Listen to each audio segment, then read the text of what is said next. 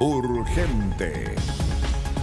Buenas noches, gracias por acompañarnos. Si el mundo había vivido horas de incertidumbre después de los ataques iraníes respecto de Israel y la respuesta de Estados Unidos, también inesperada, habíamos pensado que llegaba el momento de la tregua, una cuestión que sin embargo se ha caído en estos últimos minutos. Pablo Cuellar, nuestro editor internacional, nos va a explicar todo lo que ha ocurrido y especialmente a esta hora. Pablo, ¿cómo estás? Buenas noches. Juan Manuel, ¿cómo estás? Muy buenas Urgente. noches. Ha sido un día bastante turbulento en esta guerra en Medio Oriente y que se ha escalado, ¿no?, en poquitas horas, pero además con estos movimientos de último minuto que hemos conocido a esta hora, porque en horas de la tarde el presidente de Estados Unidos, Donald Trump, anunció un alto al fuego entre Israel e Irán luego de que en la mañana sus bases habían sido atacadas por el ejército iraní y se acaba de conocer de que el gobierno de Irán lo está desconociendo. Han señalado de que ellos no han llegado a ningún acuerdo de cese al fuego. El presidente de Estados Unidos había hecho una publicación en su propia red social bastante extensa, explicando incluso cómo iba a operar ese alto al fuego acordado con Irán y también Israel. Y de hecho agradecía a Dios, agradecía que Dios bendiga a Irán, decía el presidente Donald Trump. Pero luego vimos la respuesta por parte de la Cancillería iraní. Revisemos lo que dijo el presidente de Estados Unidos, ¿te parece? Exacto, fue un tuit bastante extenso el que da el mandatario norteamericano ahí en sus redes sociales, usando nuevamente este tipo de plataformas para hablar sobre este tema. Dice: felicidades a todos, se acordó totalmente entre Israel e Irán que habrá un alto al fuego completo y total en 6 horas aproximadamente. Eso iba a ser a las 12 de la noche, hora de Chile, cuando ambas partes concluyan sus misiones en curso por 12 horas, tras lo cual la guerra se considerará terminada. Y tenemos el siguiente extracto de este mismo mensaje. Era un alto al fuego completo y total que iba a mantenerse por las siguientes 12 horas a partir de la medianoche. Exacto, donde en las siguientes 12 horas iba a parar Irán de atacar y en las próximas 12 horas iba a ser Israel. Tenemos aquí la segunda parte de este mensaje, la segunda parte del mensaje de Donald Trump, que tiene la siguiente lámina, donde dice lo siguiente: durante cada alto al fuego, la otra parte se mantendrá pacífica y respetuosa. Felicito a ambos países, Israel e Irán, por su resistencia, coraje e inteligencia para poner fin a lo que debería llamarse, ojo con el concepto, la guerra de los 12 días, porque mañana se cumplía ese plazo. Digamos, una muy mala analogía respecto de la guerra de los 6 días que se vivió en Israel. Pero no solamente eso, sino que además él dice que esta guerra, si se hubiese extendido, habría aniquilado el Medio Oriente, cosa que no va a ocurrir, dijo él, y por eso decía: Dios bendiga a Israel, Dios bendiga a Irán, Dios bendiga a Estados Unidos y bendiga a todo el mundo, y él daba por hecho de que este al fuego iba a ser permanente y se iba a extender. Sin embargo, luego nos encontramos con esto, Pablo Cuellar. Hace minutos, el canciller de Irán, el ministro de Relaciones Exteriores, ha publicado esto en la red social X, que dice lo siguiente: como Irán ha repetido y ha hecho claro en varias oportunidades, Israel llevó a cabo una guerra contra Irán y no de la otra forma. Ahora, no hay ningún acuerdo de cese al fuego o cese de operaciones militares. Sin embargo, si el régimen israelí para esta agresión ilegal contra la gente de Irán, nosotros también cederemos finalmente a las 4 de la mañana en hora de Teherán de no continuar con ninguna respuesta. Es decir, si es que Israel para sus ataques, ahora ellos van a dejar de atacar. Es decir, le entrega la responsabilidad a Israel. Revisemos ambiente porque, como bien tú contextualizabas, más temprano lo que vimos fue una respuesta de Irán hacia una de las bases militares de Estados Unidos. De hecho, la más importante, la que se encuentra en Qatar, que de hecho coordina el resto de las bases norteamericanas en el Medio Oriente. Revisemos ambiente de lo que ocurrió durante esta jornada.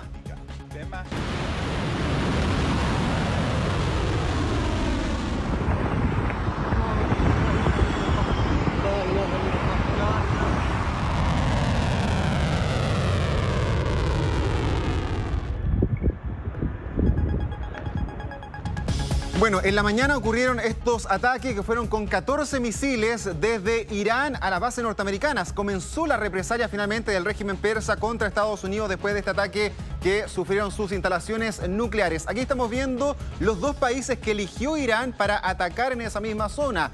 Irak en el norte y Qatar en el sur. Podemos adelantar un poquito también la gráfica donde se ve el detalle de estas ofensivas por parte de Irán, donde ellos intentan justamente buscar donde se encuentran gran parte de los contingentes de tropas de Estados Unidos. En el caso de Qatar es la más numerosa, cerca de 10.000 a 13.000 soldados tiene esta base aérea norteamericana que hoy día fue embestida. Y luego, Juan Manuel, aquí al lado tuyo está Irak, que tiene dos grandes bases donde hay 2.500 soldados. Sin embargo, se ha certificado dos cosas importantes.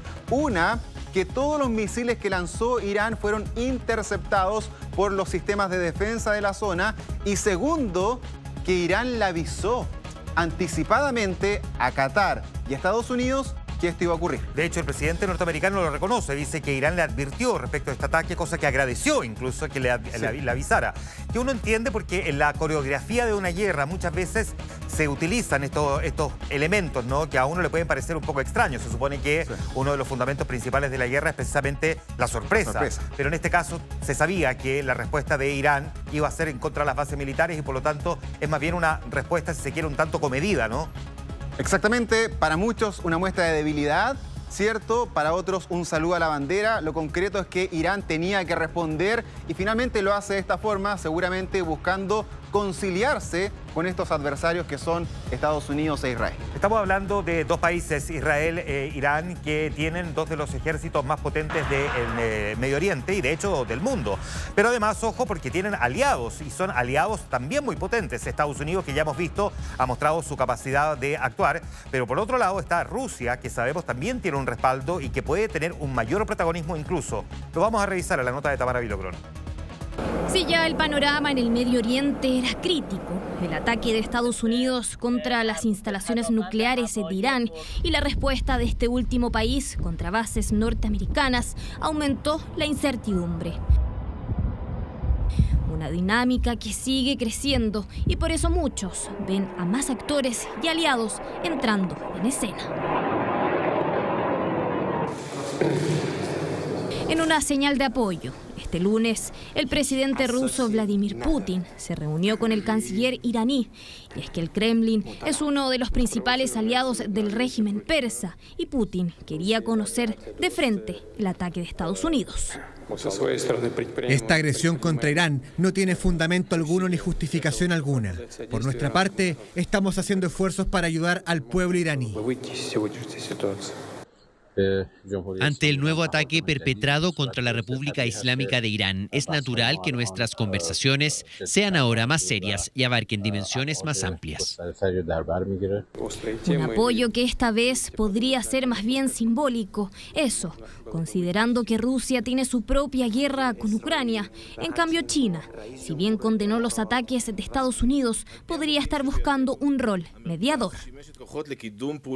Y Irán está más bien solo. Para serte franco, yo creo que China no es un aliado natural, busca posicionarse como con una estatura internacional muy parecida a la de Estados Unidos. Entonces, hacer de juez, hacer de mediador, le viene muy bien para erguirse como una potencia que le dispute esto a Estados Unidos. Y en el caso de Rusia, claramente está tratando de sostener su esfuerzo bélico en Ucrania, que vemos que no se le ha hecho nada de fácil como pensaba en un primer momento. También existen actores no estatales que apoyan a Irán y que han desempeñado un temido e importante papel en Medio Oriente. Hablamos del llamado eje de la resistencia, Hamás en Gaza, Hezbollah en el Líbano, los hutíes en Yemen y algunos grupos paramilitares de Irak y Siria. Pero están degradados en sus capacidades militares, sus capacidades de inteligencia, sus capacidades de infligir daño. De hecho, el bombardeo de hace una semana aproximadamente de Israel a Irak no es algo que sea fortuito, es algo que es parte de una planificación y que no pudo haber sido sin antes degradar las capacidades de Hezbollah y Hamás. En la otra vereda, Israel tiene uno de los ejércitos más poderosos del mundo y uno de los mejores sistemas de defensa y fuerza aérea. Pero además, su principal aliado es la primera potencia del mundo, Estados Unidos. Nos gusta o no nos gusta, el que hizo la pega sucia aquí y el que permitió que un país no accediera a un arma nuclear fue Israel. Israel allanó el camino y nunca antes Estados Unidos había tenido la posibilidad de poder bombardear directamente a Irán sin tener con una probabilidad de éxito alta. Sin embargo, cuando la crisis en Medio Oriente escalaba peligrosamente, ocurrió lo impensado. El presidente de Estados Unidos, Donald Trump, anunció que ambas potencias en conflicto alcanzaron un acuerdo de cese total y completo del fuego. En solo unos días, nuevamente Trump modificó el tablero con una decisión que no deja de generar incertidumbre, considerando la larga historia de tensiones y enfrentamientos entre Irán e Israel que se remonta a décadas. Urgente. Pero nos va quedando claro que el conflicto no es de dos, no es solamente Irán e Israel, también está Estados Unidos, que hoy sufrió las primeras represalias directas por parte del régimen teocrático del ayatolá Ali Khamenei. Pablo Cuellar. Exacto, mira, aquí estamos viendo imágenes de lo que fue este ataque iraní con 14 misiles de corto y mediano alcance. Y hay que ponerle otro ojo, porque aquí lo que hizo Irán es metió a dos países más al juego, a esta guerra, Irak y Qatar. De hecho, Qatar hoy ha señalado de que ellos se van a reservar el derecho también a defenderse y a contraatacar Irán. Ojo eso, en el derecho internacional está la legítima defensa y tomar represalias, ¿cierto?, de una misma manera contra un agresor. En este caso, ellos abren el panorama y meten a dos países más a esta guerra. O sea, esto podría finalmente escalar. Claro. Por ahora, la tensión está baja, pero eventualmente ellos podrían legítimamente utilizar. Querer defenderse, porque digamos que si bien son bases norteamericanas, no tienen exactamente la misma condición, por ejemplo, de lo que representaría, por ejemplo, una alegación diplomática, ¿no? Sí. Que es territorio en suelo extranjero, es territorio local en suelo extranjero. O sea, sí, la embajada de Estados Unidos en Qatar es distinto que su base militar.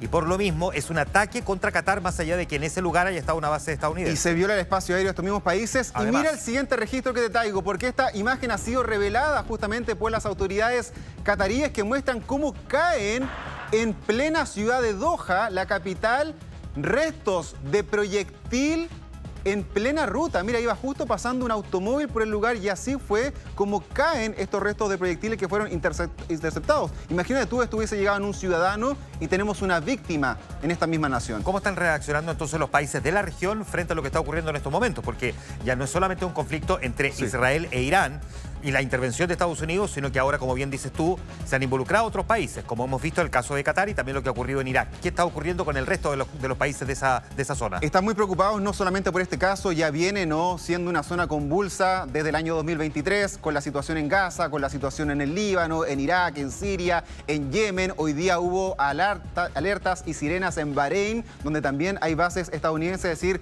una realidad bastante compleja. Mientras tanto, desde el lado de Estados Unidos, pongan atención a la siguiente imagen, porque llegaron ya a la nación norteamericana los famosos aviones B-2.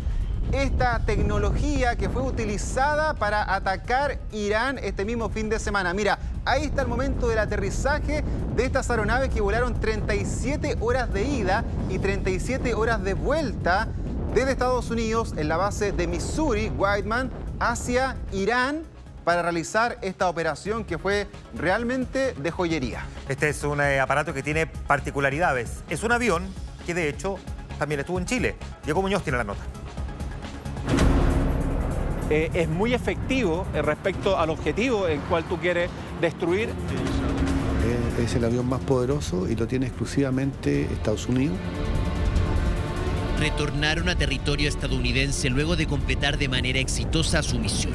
Aterrizaron en la base aérea Whiteman de Missouri en su estilo, sigilosos pero imponentes. Es el temido avión B-2 de Estados Unidos, una aeronave que fue el elemento clave para concretar el ataque estadounidense a Irán. Primero porque significa sorpresa, segundo por su alto nivel de precisión, tercero porque es único en su especie. 21 metros de largo, 52 metros de ancho y 5,2 de alto. Un avión colosal con una forma particular, denominado un bombardero estratégico. La aeronave logró penetrar Medio Oriente y no ser detectado por los radares iraníes. Es un perfil de ala de avión que no tiene superficie que puedan oponerse a una onda de radar para reflectarla. Es uno de los mayores emblemas de la Fuerza Aérea estadounidense. Alcanza una velocidad máxima de 972 kilómetros por hora, cuesta $2.100 millones y posee 11.112 kilómetros de autonomía. Hizo que básicamente todo el sistema antiaéreo y toda la defensa de Irán se demostró absolutamente obsoleta para enfrentar este tipo de tecnologías. Su mayor característica es que permite detonar bombas de gran magnitud, como la GBU-57AB que se lanzó en Irán. Una bomba no nuclear rompe búnkers que solo posee Estados Unidos y que solo puede ser transportada en este tipo de aeronaves. Este es un avión bombardero que muy pocos países en el mundo tienen bombarderos, que son 3, básicamente.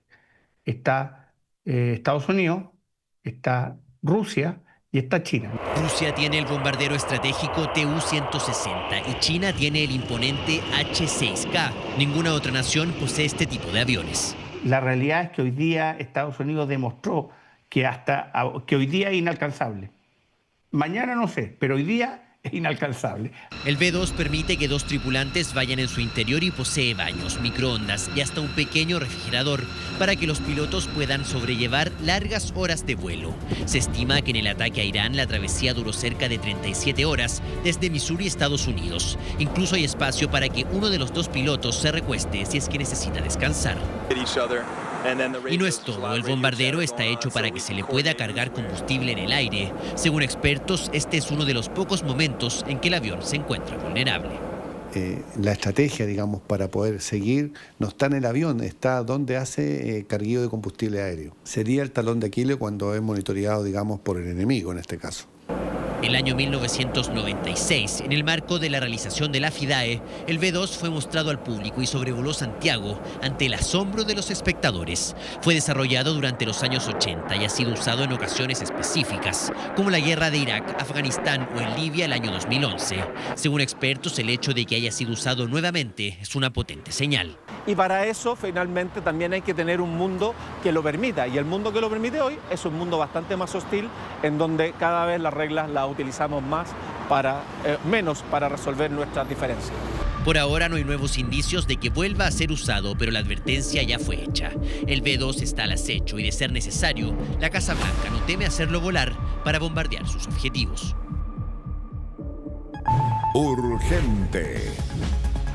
Bueno, y queremos explicar otra de las zonas en tensión que concentra las miradas del mundo, el estrecho de Hormuz, y para eso desplegamos aquí nuestro mapa en el estudio. Hay que decir que Irán está pensando en cerrar esta importante ruta marítima como represalia a los ataques de Estados Unidos. El estrecho de Hormuz, que como ven se encuentra al sur de Irán, es trascendental para la economía del planeta. Por aquí pasa más del 20% del petróleo mundial y una gran porción del gas de Medio Oriente. Hagámosle zoom justamente aquí a nuestro mismo mapa para ver esta vía fluvial por la cual transitan 3.000 barcos al mes y pasan más de 20 millones de barriles de petróleo al día. Como pueden ver aquí, su punto más estrecho es de tan solo 33 kilómetros, por lo tanto sería fácil para Irán el controlarlo, el bloquearlo con lanchas o barcos de guerra. Pero abramos nuevamente el mapa, porque este bloqueo sería crítico, como les decía, para la economía mundial y también para Chile,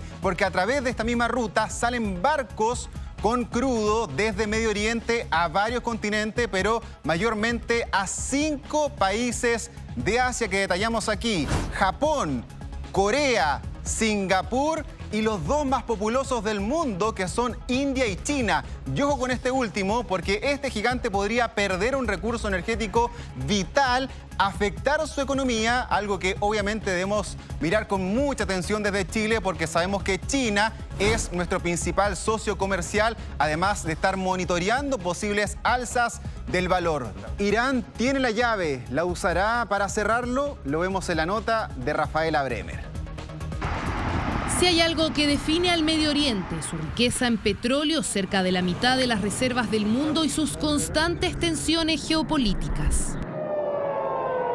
El ingreso de Estados Unidos al conflicto provocó una escalada sin precedentes, amenazando una de las fuentes de energía más importantes del planeta. Mantengan bajos los precios del petróleo. Estoy vigilando. Están cayendo en las manos del enemigo. no lo hagan. La advertencia del presidente Donald Trump llegaba justo cuando el precio del crudo alcanzaba su punto más alto en 5 meses, un alza de 3%. Si bien con el paso de las horas su valor retrocedió, la preocupación por el abastecimiento continúa. Si Irán cierra el estrecho de Hormuz, ¿existe algún plan por parte de Estados Unidos para aumentar el suministro de petróleo al mercado mundial? Puedo asegurarles que la administración está monitoreando de cerca y de forma activa el estrecho de Hormuz y sería una tontería que el régimen iraní tomara esa decisión. Los ojos de la Casa Blanca están puestos en el estrecho de Hormuz, la única salida al mar del Golfo Pérsico y paso obligado de una quinta parte del consumo mundial de petróleo. El Parlamento iraní ya aprobó una medida que permitiría cerrar el paso, algo que tendrá que ser ratificado por su Consejo Supremo de Seguridad Nacional. Irán tiene esa táctica de amenazar de cerrar el estrecho, básicamente exponer armamentos, atacar a buques. Ese escenario sería uno de los más negativos, que las cadenas de suministros comienzan a verse un territorio más complejo. Esperaríamos incrementos que puedan superar $100 el barril, incluso poder llegar a los $120 en barril. Una escalada similar a la que se vivió con el inicio de la guerra entre Rusia y Ucrania, que llevó el precio del crudo a valores que no se veían desde 2014. El barril llegó a rozar los $130. La bencina va a subir, Chile importa todo con dólares, así que las cosas se nos van a ver afectadas de todas maneras. Sube todo, sube el transporte, los alimentos, lo que he importado, así que es preocupante y ya está todo muy caro. En Chile, el mecanismo de estabilización de los precios de los combustibles ayudaría a contener parte de los vaivenes porque limita los ajustes semanales. Aún así, para este jueves se espera un nuevo incremento, reflejo de los aumentos de los precios internacionales previos al conflicto. Nuevamente va a ser un incremento que es acotado. Ese mecanismo cuenta con recursos para operar de manera significativa durante este año. Chile tiene ciertos mecanismos para mitigar algunos de estos impactos. El petróleo es un ejemplo de las consecuencias para las economías del mundo. Un escenario tenso que también se vivió en los mercados. Las bolsas europeas cayeron y tras una jornada volátil, el dólar cerró en 948 pesos. Urgente. Claro, y estos vaivenes, Pablo, de la economía igual generan un cierto daño, porque vimos a las bolsas caer, pero luego intentar recuperarse, vimos al precio del petróleo subir ostensiblemente, sí, luego empezar a disminuir. Hemos visto un alza importante en el valor del dólar, pero esa inestabilidad, sumado a la que ya acarreaba el mundo, producto del presidente Donald Trump y sus aranceles, está provocando daños que además generan un grado de incertidumbre brutal para la economía en términos, por ejemplo, de qué puede ocurrir con las tasas de interés, que ya tenían proyectadas que fueran a bajar en la segunda mitad del año, pero producto de esta situación probablemente los bancos centrales más bien se vuelvan cautos. Eso por un lado. Sí. Pero está por otro lado también lo que ocurre, por ejemplo, con el sector del turismo y las aerolíneas. Totalmente. Sabemos que la volatilidad e incertidumbre golpea a mercados pequeños como el chileno, y acá también es otro efecto del turismo, la economía y también la sociedad, que se ha visto muy complicada con el tema de Medio Oriente, y hoy se ha reconocido que más de 20 aerolíneas del mundo han cancelado vuelos desde y hacia Medio Oriente, entre ellas Air France de Francia, Iberia de España, United Airlines de Estados Unidos, Turkish Airlines de Turquía. Es decir, hay en estos momentos también un revuelo a nivel internacional sobre la seguridad de realizar estos mismos viajes, pero también esto va a tener un impacto económico y social justamente para el turismo. Claro, y no sabemos por cuánto tiempo se va a mantener, y especialmente después de lo que ocurrió hoy día, sí, que solo le abonó a la incertidumbre, porque aparece el presidente de Estados Unidos anunciando que hay un alto al fuego, y aparece luego el canciller de Irán diciendo todo lo contrario. Esto no solamente es dejar las cosas como estaban antes de que hablara Trump, sino que más bien profundiza ese nivel de incertidumbre, y lo que genera, digamos, un efecto todavía más nocivo es que nadie sabe a quién creerle cuando se anuncia algo. Hablemos justamente de eso, del tema de la credibilidad y la confianza en torno a cómo podría ser este mismo cese al fuego que hoy día anunció el presidente de Estados Unidos, Donald Trump. ¿Podemos confiar de que ambas partes van a finalmente ceder sus posiciones, dejar de atacar y comprometerse con una paz por lo menos en el corto plazo, no lo sabemos. De hecho, Irán lo ha descartado el día de hoy y también no podemos saber de las palabras de Donald Trump, que en un comienzo había dicho que no iba a entrar en esta guerra o que no iba a entrar en guerras. Finalmente ingresa, había dado un plazo que después no cumple y por eso también se ha generado, ¿no?, una cierta incertidumbre en torno a la figura de Donald Trump. Y de hecho, mira, te quiero mostrar la siguiente publicación que ha hecho la Casa Blanca en redes sociales, aludiendo justamente, yo creo que a este golpe de confianza. Dice: confíen en Trump. Luego de que él anuncia este cese al fuego, quieren ahí generarle un esquema de campaña, un eslogan para este momento. Que no es precisamente lo que el mundo necesita actualmente, ¿no? Lo que uno esperaría es más bien cierta certeza. En medio de una guerra las certezas son muy escasas, pero la que no se puede perder es que efectivamente cuando un líder diga algo, efectivamente sea creíble. Y en este caso lo que hemos visto es que incluso esa prácticamente única certeza que teníamos se terminó por desvanecer hoy día. Y hoy hay que comprobar una nueva declaración que ha hecho el vicepresidente de Estados Unidos, J.D. Vance, que habló con la cadena Fox y dijo de que con los ataques que realizó Estados Unidos este fin de semana, ya Irán no puede producir armamento atómico. Mira, escuchemos lo que dijo el segundo hombre más importante de la Casa Blanca. Veamos. El presidente, sin haber sufrido una sola baja estadounidense, destruyó el programa nuclear iraní. Ahora estamos en una situación donde no estábamos hace una semana. Hace una semana Irán estaba muy cerca de tener un arma nuclear. Ahora Irán es incapaz de construir un arma nuclear con el equipo que tiene porque lo destruimos. Así que eso es algo muy relevante. Urgente. Se repite como mantra eso de que Irán estaba a punto de tener un arma nuclear y hasta ahora esa información en estricto rigor no la hemos visto. Lo único que hemos visto es que la Organización Internacional de Energía Atómica ha dicho que había enriquecido uranio a cerca del 60%, pero para un arma nuclear se requiere cerca del 90%. Exacto. En ninguna parte de ese informe de 22 páginas, que hoy día me di el trabajo de mirar, dice que Irán estaba a punto de tener un arma nuclear. Por lo tanto, esa es una información que señala Israel y que señala Estados Unidos, pero no hay un documento oficial por parte de un organismo que permita acreditar esa afirmación. Hay que seguir chequeándolo. Lo concreto es que ojalá no haya más países que tengan armas atómicas. Pablo Cuellar, nuestro editor internacional, que nos acompaña en medio de una situación de la que vamos a seguir hablando y mirándola desde diferentes ángulos también. Pablo, como siempre, un gusto. Buenas noches. Gracias, Pablo.